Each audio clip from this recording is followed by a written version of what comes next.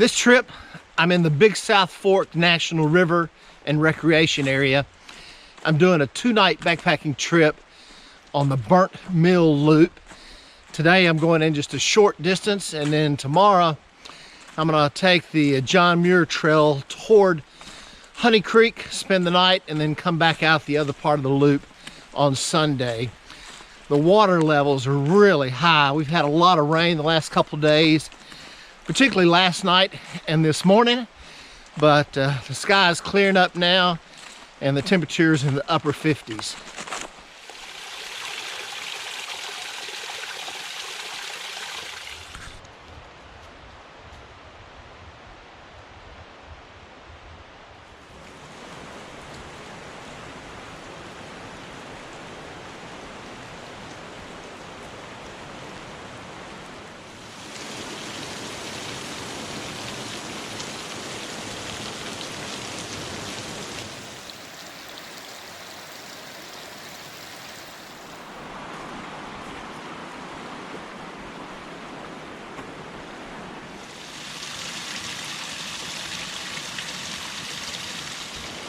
All right, I've arrived at my campsite on Clear Fork Creek, which is more like a river today. The water's so high.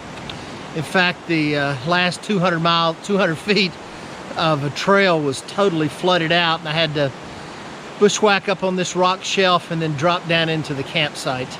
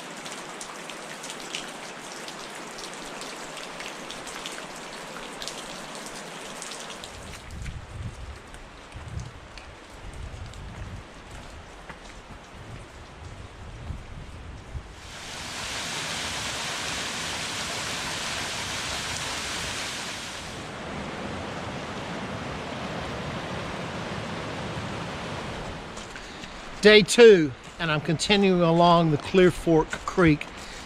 In a little bit, I'll climb out of the gorge, cross the road that goes to Honey Creek Loop Trailhead, and then take the John Muir Trail up to a campsite along a creek that I've camped at one other time. My campsite last night, I've stayed at 3 times. It's a pretty little campsite and not far from the trailhead. It was really foggy last night and kind of cool with the breeze, but it's cleared up today. It's mostly sunny and the temperature is about 45 degrees.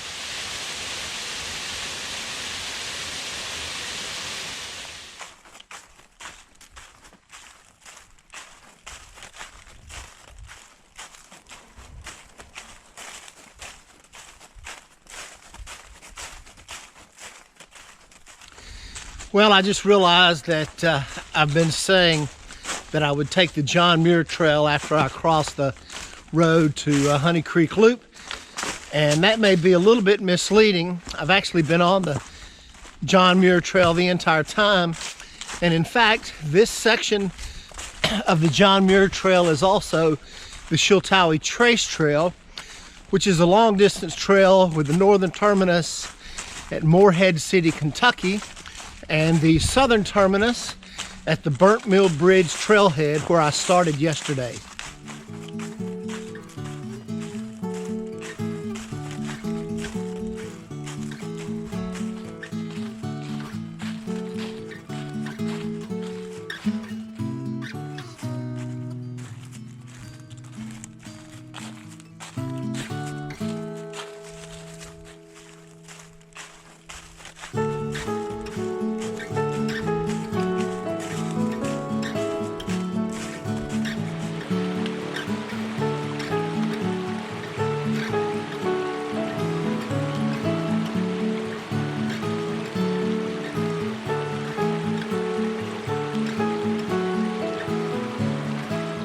Just crossed Beaver Creek to get to a small campsite on the other side of the creek. This has really been a beautiful day. This afternoon was mostly clear. The temperature got into the lower 50s. The gorge along Clear Fork Creek was really pretty with a lot of rock bluffs. Then climbing out of the gorge and getting on the plateaus, totally different look and feel to it, but it's really, really nice hike.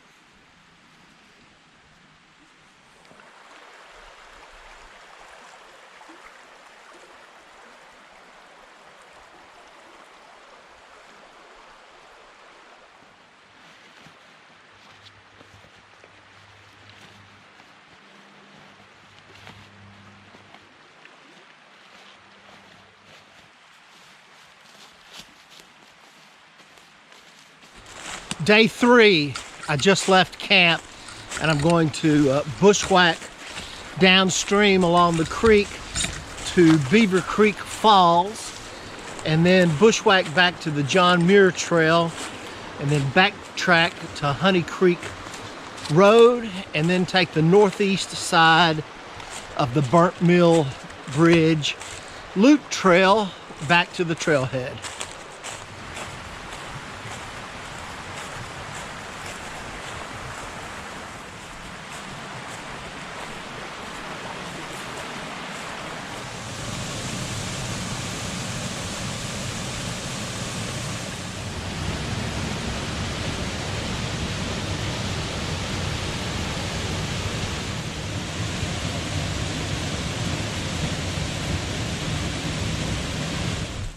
Well, I hope you enjoyed that video from the bottom of the waterfalls. It was pure hell getting down there. Steep, slippery slope, using my hands to hold on to rhododendron bushes to slide down the hill. And then I had to fight through a rhododendron thicket just to get to the bottom of the falls. I thought about filming it, but I didn't want to have to do that climb an extra time to go back and get the camera, and it was so thick with rhododendron, I don't know how it would have come out anyway. But the good news is I found a log jam to cross Beaver Creek just above the falls, and I was able to bushwhack a shorter distance back to the John Muir Trail, which I'm on now, and I've got about 2 miles back to Honey Creek Road.